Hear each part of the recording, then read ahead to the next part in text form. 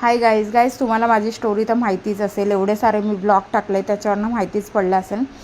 पण गाईज एक मी सांगते, माझा डायव्होर्स झाला आहे, मी हक्काने बोलते. आणि माझा रिलेशन आहे ते पण मी हक्काने बोलते. कोणाच्या बापाचं आपण खात नाही आणि कोणासून आपण घाबरत नाही. तुम्ही असो की मी असो की कोणी असो. पण मी एक बोलते, अगर तुम्ही दुसरींदा मी माझा एक्झाम्पल बोलते तुम्हा लोकांना. अगर समजा कोणावर असा झाला असेल, डायव्होर्स झाला असेल या XYZ काहीही झालं असेल, काही, आणि तुम्ही दुसरींदा रिलेशनमध्ये आहे, तर त्या रिलेशनला आहे ना लग्नामध्ये टाकायला ना 10 वेळा विचार करा बोलते 10 वेळा विचार करा तुम्ही.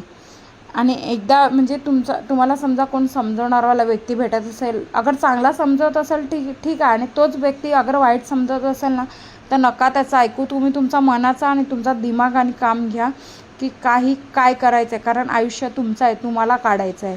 त्या व्यक्तीला काय बोलून तो निघून जाणार. आणि जो म्हणजे तुम्ही रिलेशनमध्ये आहे, रिलेशनमध्ये काय होतं, एक दुसऱ्याला थोडा हर्ट होईल, बाकी काय नाही होणार. पण लग्न करताना ना पूर्ण संसाराची वाट लागते. म्हणजे लग्न दुसरींदा अगर लग्न करत असेल ना, तर खूप विचार करून लग्न करा. पहिल्यांदा जी गलती झाली ती पहिल्यांदा तर तुम्ही नाही केली असेल या तुमच्यासून झाली असेल, पण विचार करून दुसरींदा डिसिजन घ्या. कारण लाईफचा सवाल असतो, ठीक आहे. लोकांना काय फक्त मजा बघायची असते, कोणाचा काय वाईट झाला चांगला झाला ते.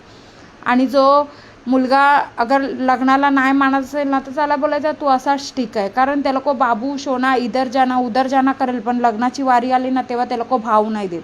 म्हणजे विचार करून लग्न करा. Okay guys, bye. भेटूया नेक्स्ट ब्लॉगमध्ये. व्हिडिओ आवडल्यास लाईक करा, शेअर करा.